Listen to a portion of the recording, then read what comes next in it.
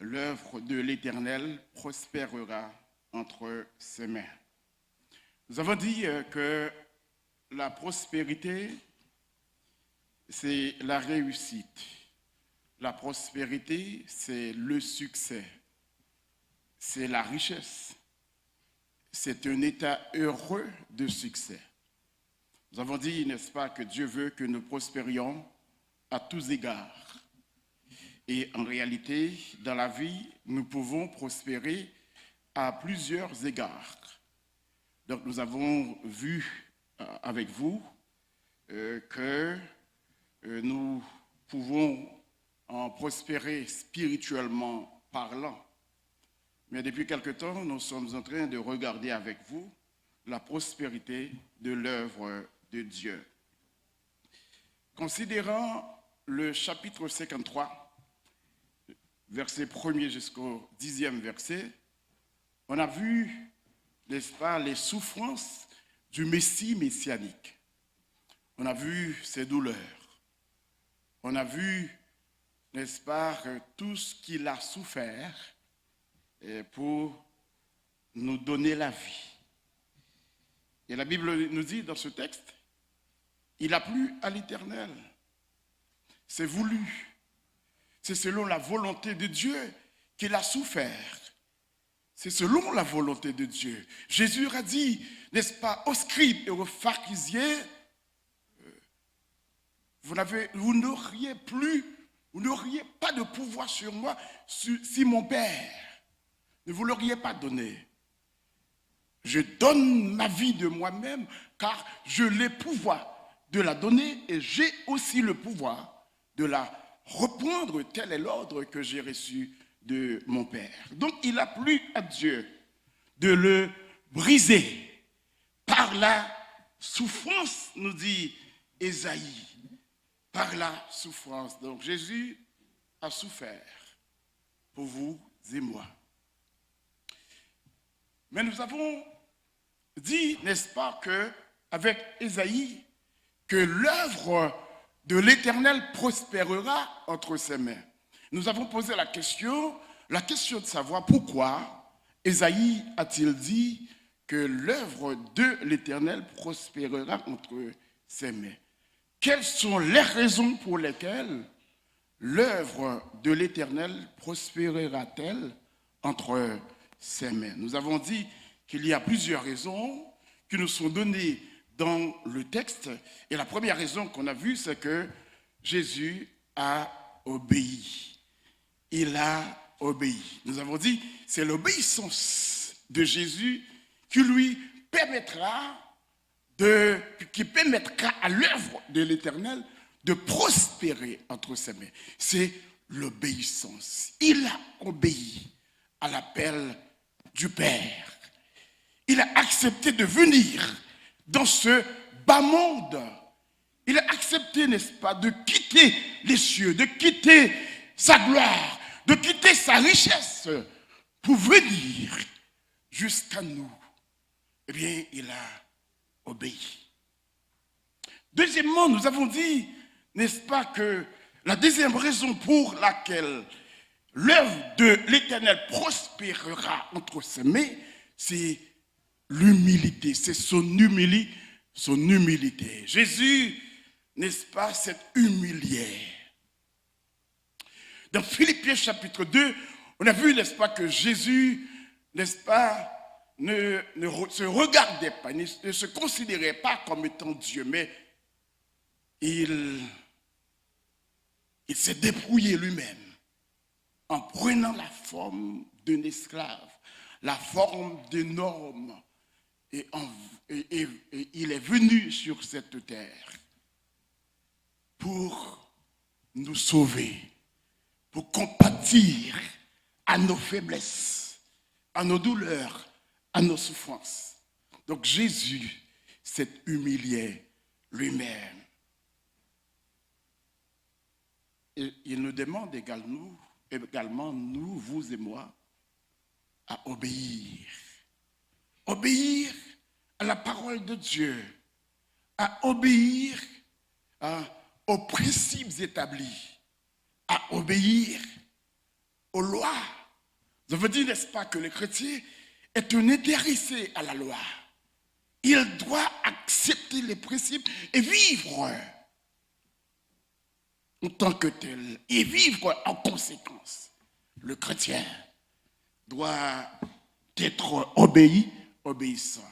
Ça veut dire également que celui qui veut être élevé, il doit s'abaisser d'abord parce que Jésus s'est abaissé. Il a pris la forme d'un homme, de simples esclaves, de simples serviteurs. Eh bien, c'est pour cela, n'est-ce pas, qu'il a été souverainement élevé. Il a reçu un nom qui est au-dessus de tout autre nom, de telle sorte qu'au nom de Jésus, tout genou fléchira et toute bouche confessera que Jésus est Seigneur à la gloire de Dieu. Prophétie qui s'est accomplie et qui s'accomplira complètement lors de l'établissement du royaume messianique. Toute bouche confessera que Jésus est Seigneur. Tout genou fléchira devant lui parce qu'il sera appelé le Seigneur des Seigneurs, le Roi des Rois. Toutes les nations seront sous sa gouverne. Tout genou fléchira, toute bouche confessera que Jésus est Seigneur. La troisième raison qu'on va voir avec vous aujourd'hui, on n'aura pas le temps de finir, c'est parce qu'il a livré sa vie en sacrifice. Verset 10b. Il a plu à Dieu de le briser par la souffrance après avoir livré sa vie en sacrifice pour le péché. Verset 10b. Jésus, l'œuvre de Dieu, prospérera entre les mains de Jésus parce qu'il a livré sa vie en sacrifice. Est-ce que vous êtes là avec moi ce matin? Parce qu'il a livré sa vie en sacrifice.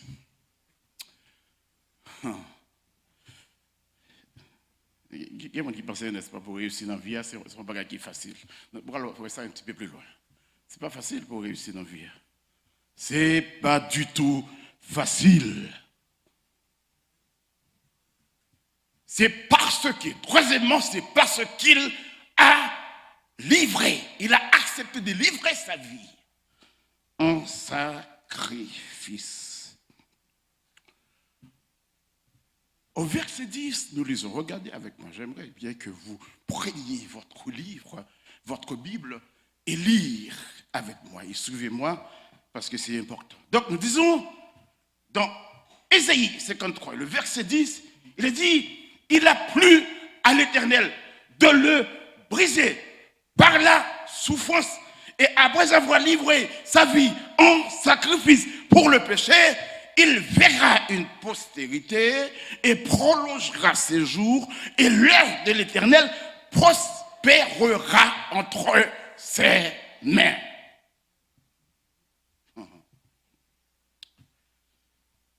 En rapport à ce que Isaïe nous dit ici, il y a trois choses à considérer. La première de ces trois choses, c'est qu'il verra une postérité. Est-ce que vous me suivez? Vous me suivez? Vous me suivez? Vous ne pas dormir. Après avoir livré sa vie en sacrifice, il verra premièrement sa postérité. Il verra une postérité. Il verra une postérité. Postérité est différent de prospérité. Il faut bien, n'est-ce pas, articuler. Il faut bien faire cette distinction. Il verra une postérité. Qu'est-ce que ça veut dire, postérité. Le terme hébreu traduit pour postérité, c'est zéra. Zéra qui signifie semence. Il y a un autre terme, n'est-ce pas, qui est utilisé également, c'est sperma. C'est sperma qui signifie sperme. Semence. Ça signifie postérité, zéra. Zéra signifie fils, enfant, descendant, race, etc.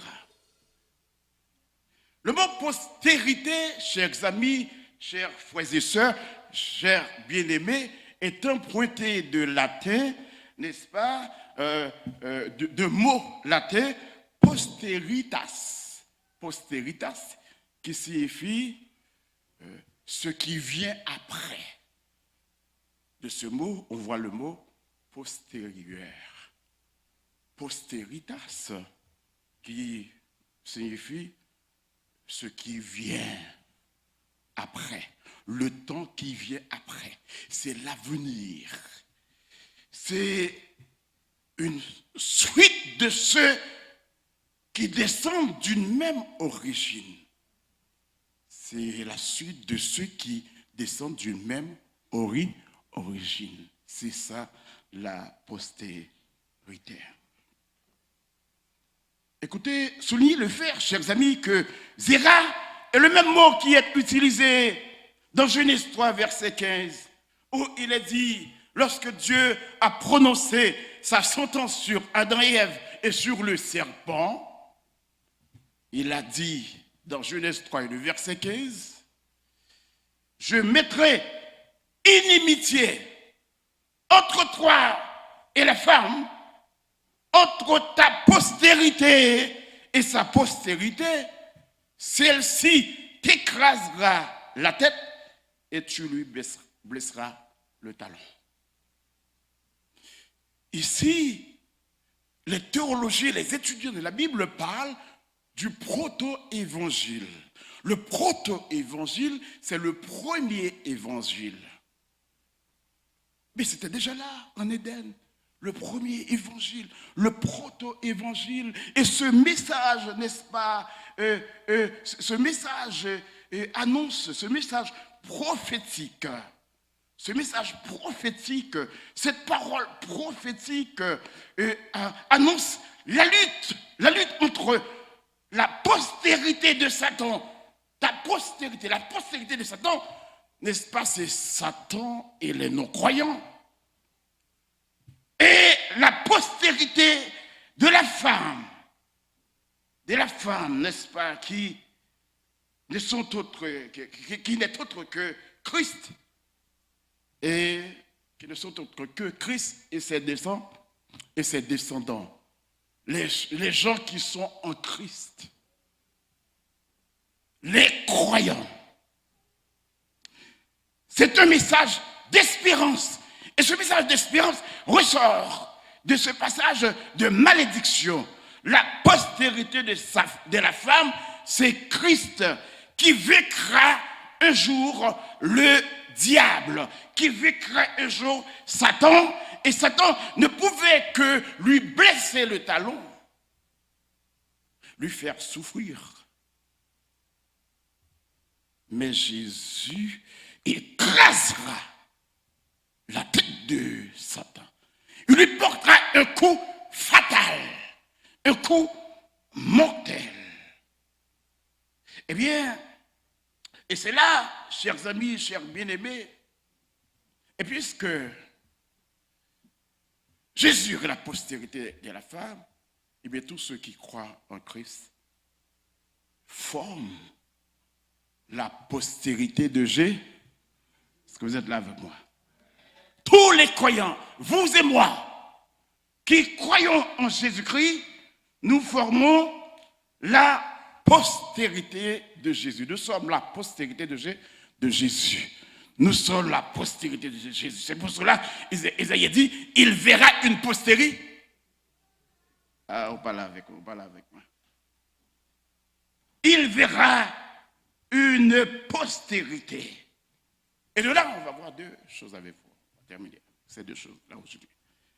Puisque Jésus a écrasé la tête de Satan sur la croix, les croyants doivent savoir, grâce à l'œuvre accomplie sur la croix, qu'ils sont aussi de la postérité de la femme via Jésus. C'est nous, les croyants, c'est l'Église qui est la postérité de Jésus. Dans 2 Corinthiens 5, verset 17, il est dit, si quelqu'un est en Christ, il est une nouvelle création. Les choses anciennes sont passées et voici toutes choses sont devenues nouvelles. Nous sommes, n'est-ce pas, nouvellement créés. Nous qui croyons en Jésus-Christ, nous avons été créés par Jésus-Christ.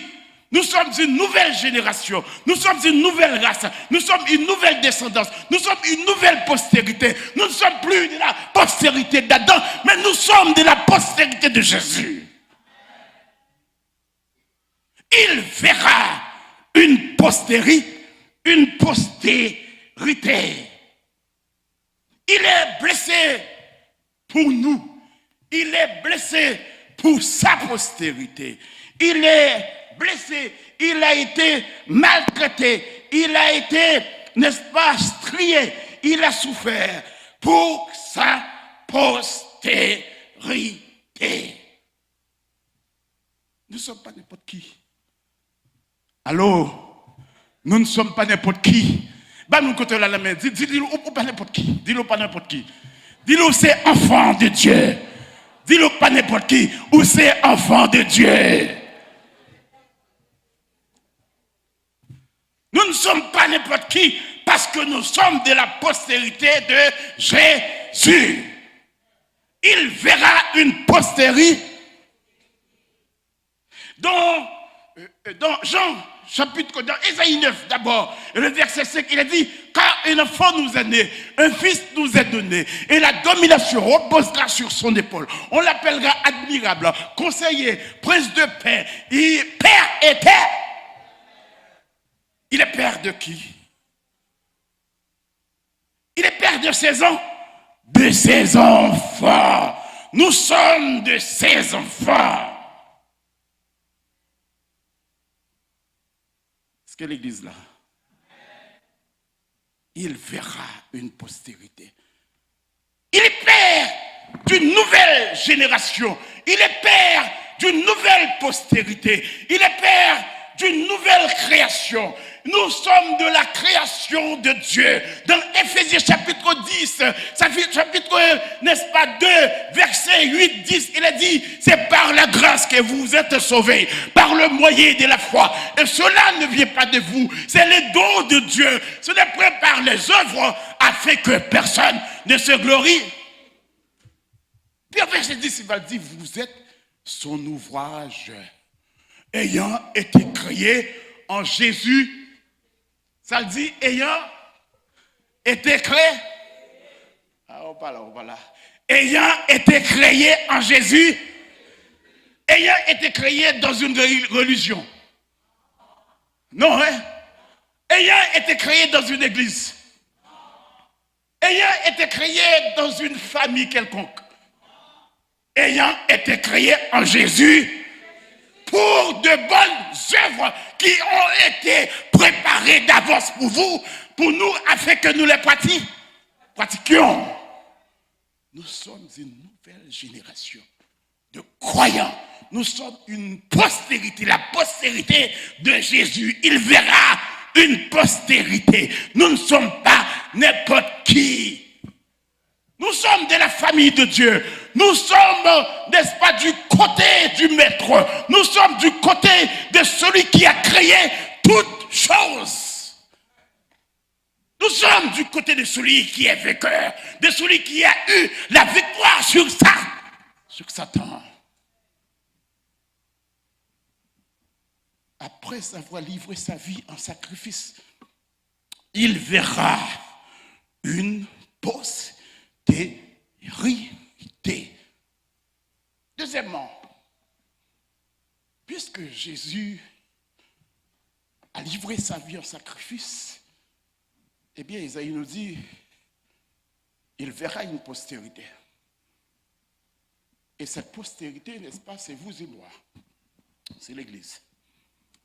Deuxièmement, puisque Christ l'a fait sur la croix, il a écrasé la tête de Satan sur la croix. Selon le proto-évangile dans Genèse chapitre 3, le verset 15, et cette prophétie s'est accomplie à la croix, sur la croix de Golgotha, il a écrasé à pleine couture la tête de Satan.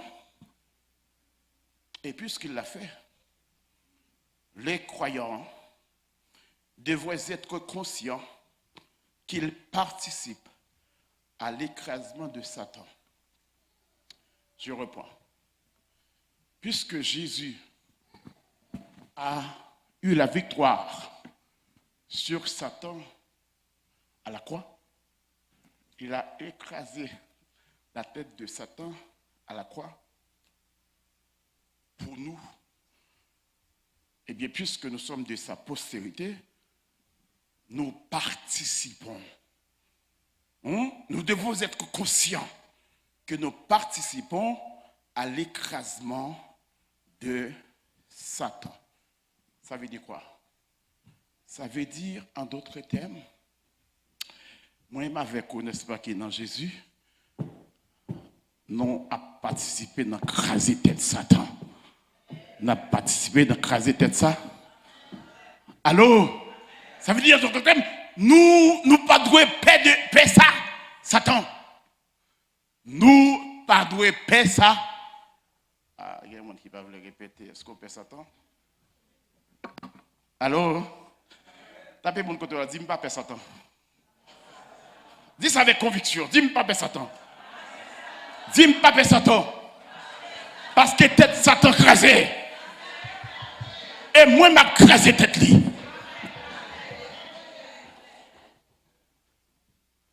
Les croyants devraient être conscients qu'ils participent à l'écrasement de ça. L'écrasement de Satan. Comment? Par la prière. Allô? Tenez bien, toutes les fois qu'on met chez nous à terre à prier, c'est d'être Satan écrasé, attendez. Toutes les fois qu'on met chez nous à terre à prier, c'est d'être Satan écrasé, attendez.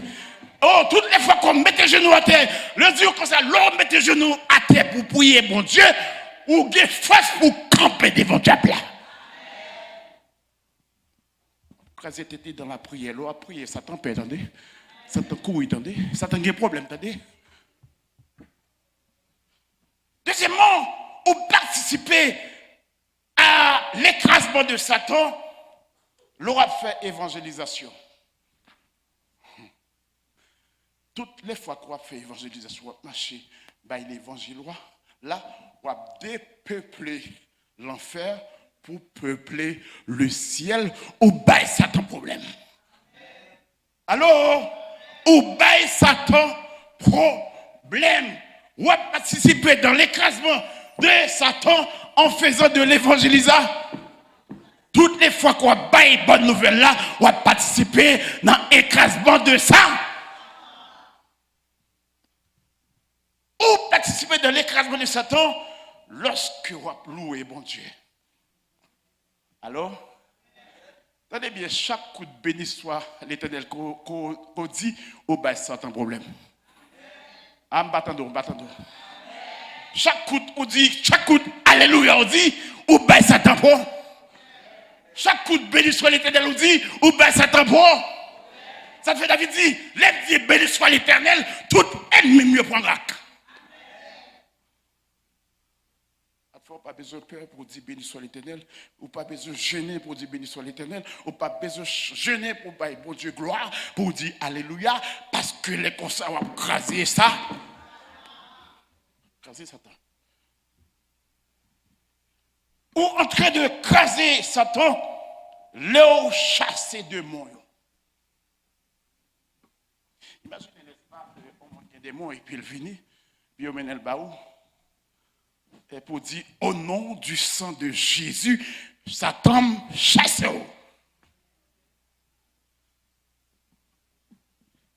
L'on dit ça, oh ben, Satan, problème. On va craser tête ça. Satan, on va craser Satan. parce qu'on chasse de démons dans nos Jésus, parce que Satan est plus fort que Satan monde là. Toutes les fois qu'on chasse un démon, c'est Satan écrasé. Toutes les fois qu'on va chasser des démons, on va chasser mauvais esprits dans la tête de monde, c'est Satan qui participe dans l'écrasement de Satan. On participe dans l'écrasement de Satan, on mener une vie pieuse. L'homme mène une vie pieuse ou bien Satan problème, attendez? Allô? L'homme mène une vie pieuse ou bien Satan problème. Je ne parle pas d'un zèle amer, non? Je parle d'un vrai zèle. On monde qui a servi bon Dieu ardemment. C'est-à-dire que dit dans l'école dimanche. On monde qui a servi bon Dieu avec ardeur. On monde qui a servi bon Dieu avec empressement. L'on a servi bon Dieu avec empressement. Au consacre au service bon Dieu, au bail ça un problème, attendez? Au contraire, même, l'on pas souvent rien, l'on chute à la corps, pas souvent rien, on pas dans rien, on pas prier, on pas venir à l'église, on pas venir à l'étude biblique, on pas venir dans rien, on pas prier, on pas marcher par l'évangile. Satan dit oui, je suis content, je suis content. Satan dit, je me prends parce que avec le temps, on a fini par chuter. Ben, c'est m'a dit oui. Après une quarantaine d'années dans l'évangile, on compte ça m'a dit là. Là, on cessé de venir à l'église. Puis il ne parlait nulle part. Après quelques temps, il chutait. Et là, l'église considère comme chuté.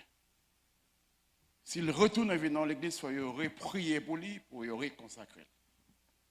Parce qu'elle chutait. Il est déconnecté avec l'église. Il est déconnecté dans la pratique. Il est déconnecté dans la pratique folle. Ça veut dire d'autres termes. Ça fait que, et Paul dit, ceux qui veulent vivre pieusement en Jésus-Christ, ils seront persécutés. Il y a persécuté parce que c'est un problème. Il y a persécuté parce que ça dit, il est trop chaud devant le bon. Il faut me comment café. Caca, c'est pieds pour me faire le pavé de l'église. Moi, même si le casse pied m'a plat. Allô? Même si pied me casse ma plat, même si je suis béquille ma plat, même si je suis chaise roulante ma plat. Moi qui est en agonie. D'accord, hein? Allô? C'est ma vie, c'est ma pratique. Ceux qui me connaissent, ils le savent. Je ne mens pas, je dis la vérité. Ceux qui veulent vivre pieusement, ils seront persécutés. L'autre mené une vie pieuse, au bas Satan prend. On va terminer. Dans Luc chapitre 10, le verset 17, il a dit, voici, après avoir envoyé les envoyés disciples, n'est-ce pas, à faire évangélisation. Un disciple rencontré opposition, disciple rencontré problème, disciple rencontré démons, les retournés au bail Christ un rapport. Il dit Christ, même les démons nous sont soumis en ton nom. Et bien, c'est un problème. Yo bail, Satan prend problème. Et Christ dit, ne vous réjouissez pas de ce que les démons sont soumis, n'est-ce pas, en mon nom, mais réjouissez-vous plutôt de ce que vos noms sont inscrits dans le royaume de Dieu. Le roi dit, voici, je vous ai donné le pouvoir de marcher sur les lions, sur l'aspic, sur le scorpion et sur toute la puissance de l'ennemi et rien ne pourra vous nuire. Mais bagarre. Alors si on marche à Christ, sous ses postérités Christ, sous ses enfants de Dieu, sous en dans Christ et que Christ en donne, il bon pouvoir pour marcher sur le lion, sur l'aspic. Il dit marcher, oui, souligner marcher, pour craser Satan, pour participer à l'écrasement de Satan. Il bon pouvoir pour marcher sur le lion, sur l'aspic, sur le scorpion, sur tout toute la puissance de l'aîné. Je ne vais pas parler de l'histoire d'un monde que Jésus vient l'église comme religieux là. Allô?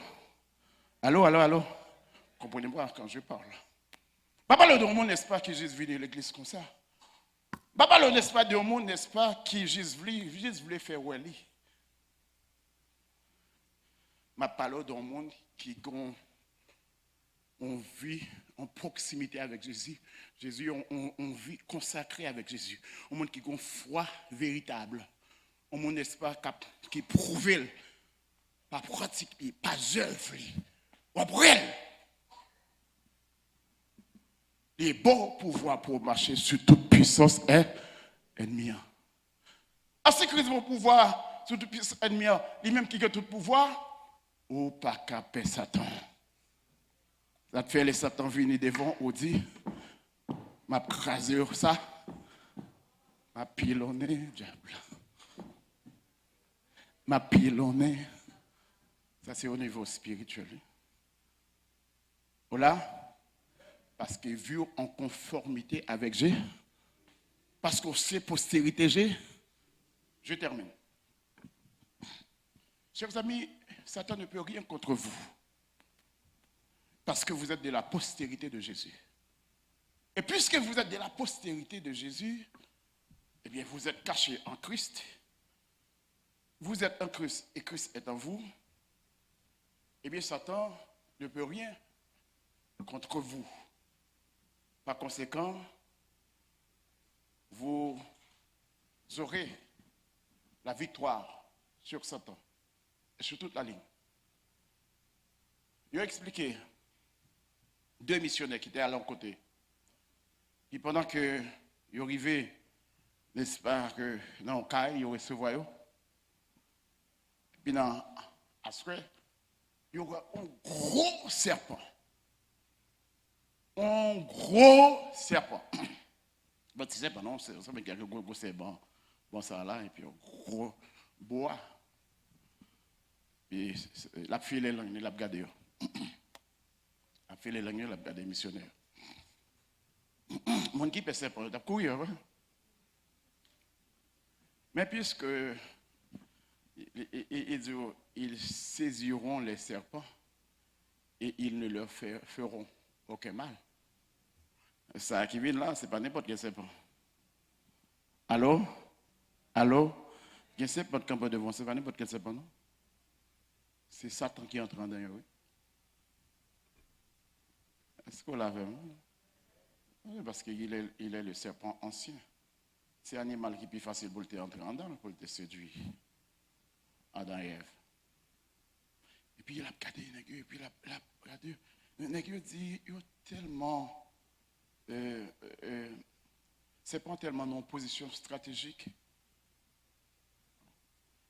Ouais que si c'est pas ça modèle, parce qu'il est venimeux, donc c'est la mort. Les nègres prennent pouvoir. Ils prennent pouvoir. Ils disent Seigneur, montrez-nous une façon pour nous tuer, c'est pas. C'est pas voler. Le Seigneur montre qu'ils ont barrière pour un barrière. Ils ont cassé tête, c'est pas. C'est pas tombé, puis ils ont crasé tête, c'est pas. Ils ont fini de craser tête, c'est pas. C'est pas beaucoup mourir, ils ont fini de craser tête. Et pourtant, avant. C'est d'accord, il aurait été un ventilateur, ou débrancher, mais elle a tourné encore. Vous connaissez ça? Ou débrancher le ventilateur. Mais elle continue à tourner. Eh bien, c'est pas à bouger, à bouger la tête, à bouger. Et il dit, ah, il est ça, me vient comprendre. Parole là qui dit, Satan a agi par ruse, mais tête Satan crasé déjà. Moi, on doit comprendre que tête Satan crasé déjà à la croix.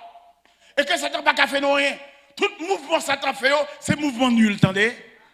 Tout bouger qu'on l'a, il n'a pas qu'à faire rien parce que tête écrasée. Puisque tête écrasée, et juste mouvement, il a bougé col, mais tête écrasée déjà, il mort, il mourit, il c'est mort, mais qu'à bouger, besoin de comprendre ça. Le comprendre réalité ça, ou pas peur Satan. Le comprendre réalité ça, ou qu'arrêter non caille pour qu'on tout, n'est-ce pas, son pas payer rien. Le comprendre réalité ça, ou qu'à marcher dans la nuit, son pas payer rien. Ou qu'on comprendre réalité ça, ou qu'à faire évangélisation, son pas peur. Parce que tête Satan crasé à la croix. La agit seulement par ruse, pas faite pour le détourner, pour le distraire. Mais Satan pas qu'à faire rien. Parce que, ou c'est postérité, après avoir livré sa vie en sacrifice, il verra, premièrement, une postérité. Que bon Dieu bénisse.